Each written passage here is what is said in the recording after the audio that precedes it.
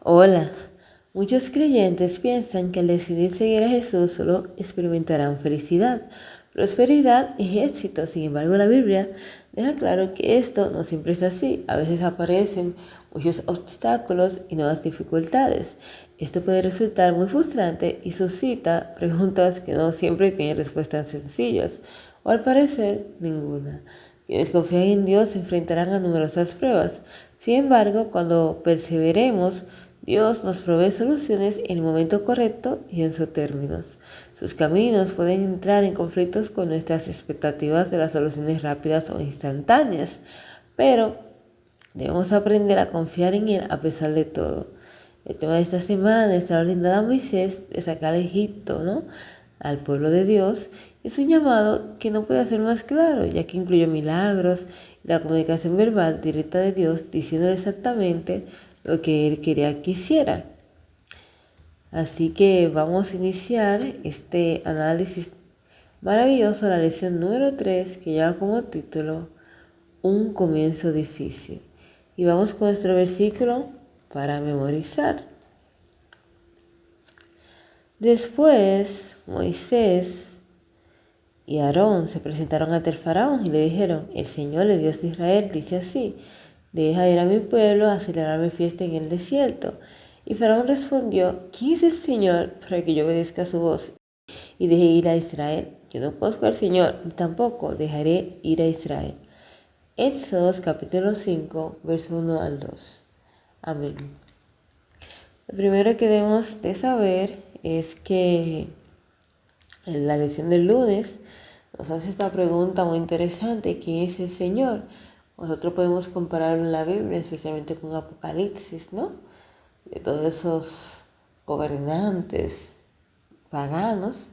Vemos uno que se parecía mucho, haciendo esta pregunta, como es Roma, ¿quién es el Señor? ¿Quién es este Dios para que yo lo conozca?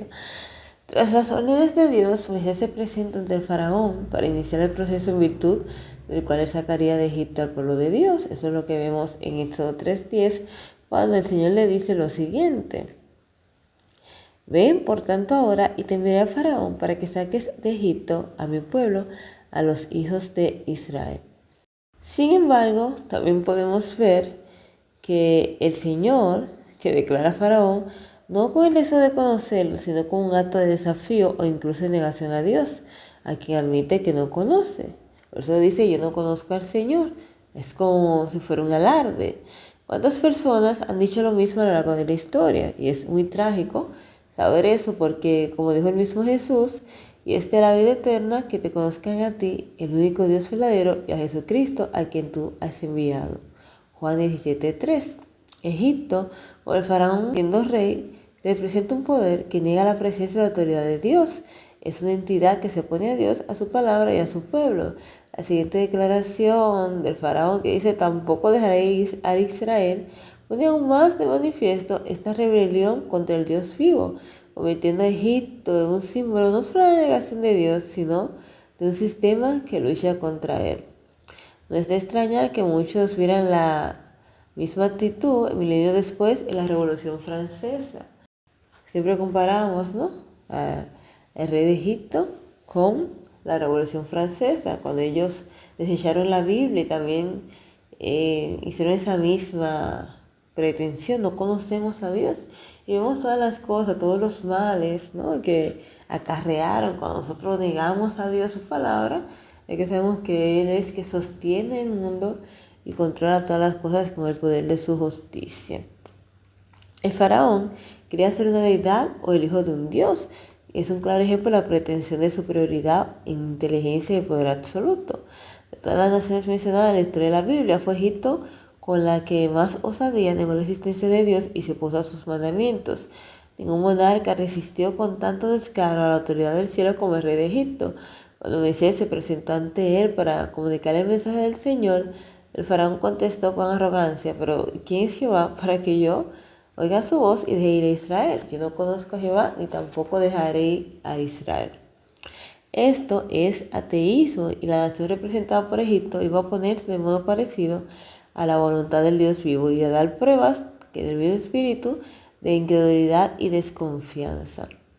Aunque Moisés vislumbraba sin duda cuán difícil era lo que el Señor le había encomendado, probablemente no tenía ni idea de lo que le esperaba. Por ejemplo, el Éxodo 5 nos habla de esos resultados inmediatos del primer encuentro entre Moisés y el faraón. Incluso antes de presentarse ante el faraón, Moisés y Aarón reunieron a los ancianos y al pueblo de Israel. Les refirieron las palabras de Dios e hicieron ante ellos las señales sobrenaturales de origen divino, lo que hizo que Israel creyera que el Señor los liberaría de su esclavitud. Como resultado, adoraron al Señor. Eso es lo que nos dice Éxodo capítulo 4, verso 29 al 31. Y fueron Moisés y Aarón y reunieron a todos los ancianos de los hijos de Israel. Y hablaron acerca de todas las cosas que Jehová había dicho a Moisés. E hizo las señales delante de los ojos del pueblo, y el pueblo creyó. Y oyendo que Jehová había visitado a los hijos de Israel y que había visto su aflicción, se inclinaron y adoraron. Amén. Es interesante ver cómo el pueblo, ¿no?, reacciona ante esta situación. Por ejemplo, las expectativas eran grandes. El Señor iba a liberar por fin al pueblo hebreo de su esclavitud. Moisés presentó entonces al rey las exigencias de Dios y las cosas empeoraron para los israelitas. Pues como vemos en versículos siguientes, vemos que su sufrimiento empeoró y también su sufrimiento aumentó y su trabajo diario se hizo más pesado y exigente. Se los acusó de ser perezosos, se los trató con más dureza y su servicio se hizo más difícil de lo que ya había sido. En consecuencia, los líderes del pueblo no estaban contentos y el enfrentamiento entre ellos y Moisés y Aarón fue desagradable. Algo que, como veremos más adelante, presagiaba el tipo de conflicto que Moisés tendría con su propio pueblo en los años venideros. Cuando leemos Éxodos del 5 al 21, el cual nos dice, les dijeron, mire Jehová. Cuando leemos Éxodos capítulo 5, 21, el cual nos dice, les dijeron, mire Jehová sobre vosotros y juzgue, pues nos habéis hecho abominables delante del faraón y de sus siervos, poniéndole las espadas de la mano de ellos para que nos maten. Luego de leer este texto, ¿por qué habrán dicho esto? Pues no es difícil de entender por qué se habían airado contra Moisés. Pues saben que Moisés venía a liberarlo de los egipcios, no a hacer el yugo de su servidumbre aún más difícil. Así, además de lidiar con los egipcios, Moisés y Aarón tuvieron que hacerlo también con su propio pueblo. La lección del martes deja como título El divino yo. Pobre Moisés, primero es reprendido por el faraón y ahora su propio pueblo no hace más que maldecirlo. Así pues, Moisés presenta su queja ante Dios. En su amargura y decepción por el empeoramiento de las condiciones de Israel dice, ¿por qué tratas tan mal a este pueblo? Por esto me enviaste. Desde que me presenté ante el faraón y les hablé en tu nombre, no he hecho más que maltratar a este pueblo, que es tuyo, y tú no has hecho nada para librarlo. El descontento de Moisés con el Señor es obvio y comprensible en vista de la situación. En la respuesta de Dios, sin embargo, vemos que es contundente. Él actuará y de manera muy decidida. Ahora verás lo que voy a hacer con el faraón. Éxodo capítulo 5, verso 22 y 6, verso 8, nos dice esa respuesta, ¿no?, que Dios dio a Moisés y que es importante en las verdades teológicas que estudiamos aquí. Dios ya no solo hablará, sino que ahora intervendrá poderosamente en favor de su pueblo. El Señor le recuerda a Moisés algunos hechos pertinentes. Primero, yo soy el Señor. Segundo, me aparecen los patriarcas. Tercero, establecí mi pacto con ellos. Cuarto, he prometido darles la tierra de Canaán. Quinto, he oído el gemido de los hijos de Israel. Sexto, me he acordado de mi compromiso para darles la tierra prometida. Nótese la repetición del pronombre yo, aplicado por Dios a sí mismo. Por ejemplo, lo vemos en el verso 2 y el verso 6. Yo, el Señor, tu Dios, he hecho tal cosa, ¿no? Y por eso puedes confiar en que yo haré por ti lo que he prometido. El Señor proclama ahora solemnemente que hará 4 grandes cosas por el pueblo, porque Él es su Señor viviente. Por eso es que nos dice, voy a quitarle de encima las opresiones de los egipcios, voy a librarlos de su esclavitud, voy a liberarlos con gran despliegue del poder y con grandes actos de justicia. Haré de usted mi pueblo y yo seré su Dios. Estas 4 acciones divinas aseguran y restablecen su relación con su pueblo. Dios es el sujeto de todas estas actividades y los israelitas son los destinatarios de todos estos beneficios y de su gracia. Dios ofrece estos dones gratuitamente y por amor, ya que lo hizo antes en favor de ellos y lo hace ahora en nuestro favor. La lección del miércoles lleva como título Labios incircuncisos. En efecto, el Señor había hecho a Moisés algunas poderosas promesas acerca de lo que haría. Aunque aquel encuentro animó sin duda a Moisés, probablemente su ánimo duró poco, dada la respuesta que recibió del pueblo. Por ejemplo, cuando leemos Éxodos capítulo 6, nos dice qué sucedió después y qué lecciones podemos extraer de esta historia acerca de los momentos de decepción y las luchas internas en nuestra vida. Y es que los hebreos estaban tan descorazonados por su dolor, sufrimiento y duro trabajo que no escuchaban las palabras de Moisés, quien les aseguró que Dios intervendría para cumplir lo que les prometió. Habían esperado tanto tiempo si hubieran cumplido sus expectativas. Imagínense, ¿por qué habría de ser tan diferente ahora? Estaban perdiendo el ánimo y la esperanza, algo tanto más triste por cuanto aquella era tal vez la primera ocasión en la que habían tenido una esperanza fundada en la liberación. ¿Quién no está en una situación similar? ¿Que no se ha sentido en algún momento deprimido, decepcionado, insatisfecho, incluso sentirse abandonado por Dios o que Dios no escucha sus oraciones? Recordemos la historia de Job y la de Asaf, un salmista que luchaba con sus preguntas acerca de la prosperidad de los malvados y el sufrimiento de los justos.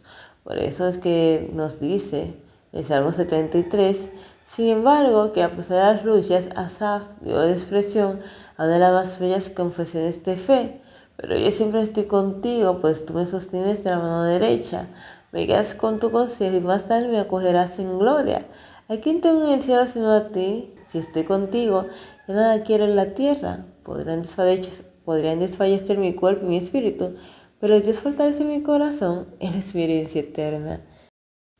A través de la historia sagrada, Dios ha asegurado a su pueblo que Él está con ellos. Él es su paz, Él les da consuelo, los fortalece y los ayuda a superar los desafíos de la vida. La declaración pactual que dice, los haré mi pueblo y seré su Dios, que se encuentra en Éxodos capítulo 6-7, expresa la relación íntima que el Señor desea tener con ellos. Y podemos pensar en esta declaración, ¿no?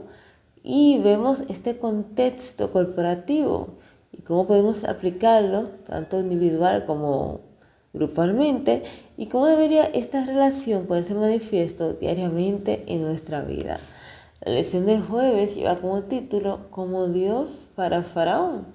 Y cuando leemos Éxodos capítulo 6, verso 28, nos dice lo siguiente: cuando Jehová habló a Moisés en la tierra de Egipto. Y mire qué interesante de cómo responde el Señor a la objeción de Moisés. Dios se presenta a Moisés como Yahvé, lo que significa que es el Dios personal y cercano, el Dios de su pueblo, el Dios que entabló una relación de pacto con ellos. Este Dios cercano vuelve a ordenar a Moisés que vaya a hablar con el faraón. Sin confianza en sí mismo, Moisés vuelve a objetar diciendo, ¿y cómo me irá el faraón? O sea, ¿cómo me hará caso? Aquí podemos ver no solo la humildad de Moisés, sino también su reiterado deseo de librarse de la tarea, que hasta ahora no había sido exitosa. Cuando Dios ordenó a Moisés que se presentara de nuevo ante el faraón, Moisés manifestó desconfianza en sí mismo. El término aral, setaín, significa incircunciso de labios, que se usa como una forma para expresar la torpeza oratoria de Moisés. Y es similar al que aparece en Éxodo 4:10. Cuando dice, entonces dijo Moisés a Jehová, ay Señor, nunca he sido hombre de fácil palabra, ni antes, ni desde que tú hablas a tu siervo, porque soy tardo en el habla y torpe de lengua. Tardo en el habla. En su misericordia, Dios hace que Aarón ayude a Moisés. Este hablará a Aarón, a quien a su vez hablará públicamente al faraón. Así Moisés desempeñará el papel de Dios ante el rey egipcio y Aarón será su profeta. Esta relación proporciona una excelente definición del papel de un profeta como vocero de Dios, es decir, como representante para transmitir e interpretar las palabras dirigidas por Dios a su pueblo. Así que Moisés habló con Aarón y el faraón. Dios se comunica con un profeta que luego proclama la enseñanza de Dios, ya sea verbalmente y en persona o, como era más frecuente, mediante el registro escrito del mensaje recibido. Lo que no debemos olvidar es que Dios también explica a Moisés lo que puede esperar a los encuentros con el faraón. Advierte que el enfrentamiento será intenso y prolongado y le recalca por segunda vez que el faraón será muy terco y que endurecerá su corazón. Sin embargo, el resultado será positivo, ya que sabrán los egipcios que yo soy el Señor. Es decir, Dios será glorificado incluso en medio del caos que le sobrevendrá. Moisés pues ya no tuvo excusas para negarse a hacer lo que Dios le había encomendado. ¿Y nosotros qué excusa podemos presentar para intentarnos librar de lo que Dios quiere que hagamos?